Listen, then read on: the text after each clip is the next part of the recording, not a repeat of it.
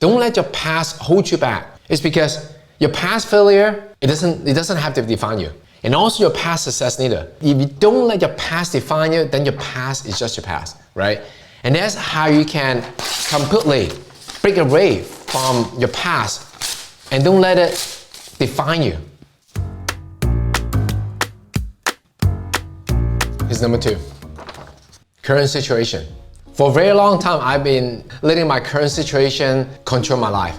Like whether it's where you live, or what you do, your capability, your knowledge, or relationship. In my case, was my capabilities. After I had some success with my business, I was slave to my work. I work 80 some hours a day, and of course I heard a lot of people say, oh, you need to hire people. I read books about it. I have friends that are very successful who tell me to do that. I have coaches that I pay a lot of money for even tell me to do that. But it took me a very long time to accept that. It's because inside, I truly believe that I didn't have what it takes to manage anyone else. At that time, looking back, what was holding me back in my head was my capabilities of speaking clear. Even this day, it's still kind of like one of the things that kind of hindered me a little bit. I have very strong accent, so I always worry that people may not understand me. Inside, I'm hesitant to manage people, and on top of that, I was really young. I was in my late 20s, so I did not know that you can hire and manage people when you're in your late 20s. That's just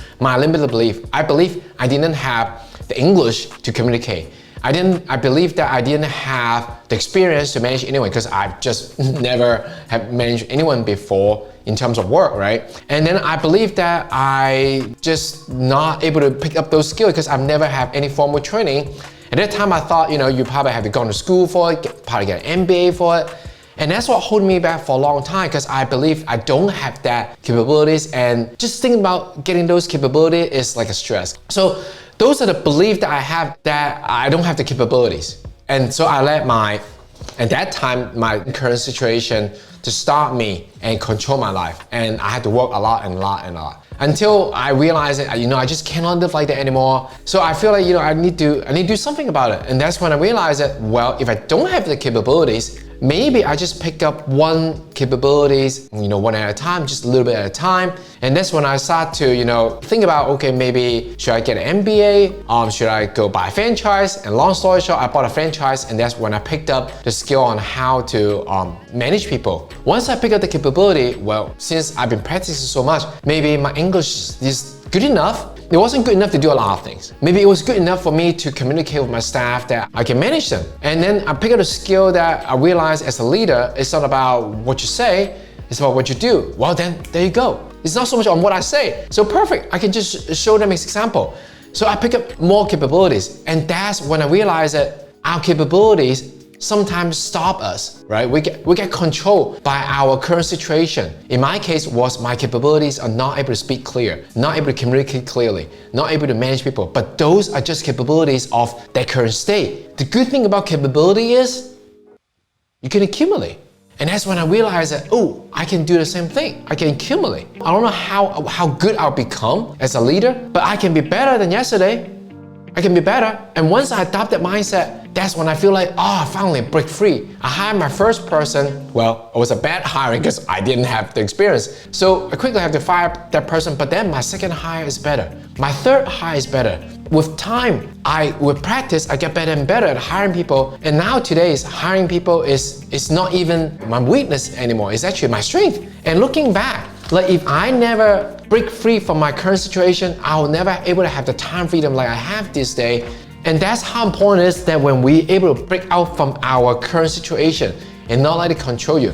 For years, my family have been telling me that there's so many things I cannot do. So that's my current situation back in the day. When I first started out business, the whole world asked me, oh, you selling things online? Is it real? Is it a hobby? In my defense, it's not, because I put in a lot of work to it. I was doing the work. I know there was a lot of work to it, so it doesn't feel like a hobby to me when you work 80 some hours a week. And on top of that, I see results making money, but I just don't know how to convince them that this is not a hobby. But you know what? Forget it. I just stopped spending a lot of time with those people that telling me that, you know, this is a hobby, you should get a job, you have a great degree, you should use it, otherwise you waste your money for all this education that you pay for college. Those were my current situation back in the day. For the longest time, I let it define me. I was hesitant to start new business, I was hesitant to share my success and my struggle, so I feel like I was on my own. And then I was like, you know what, screw it. I'm just not gonna listen to them. I'm gonna literally spend less time with them and spend more time with my newfound family,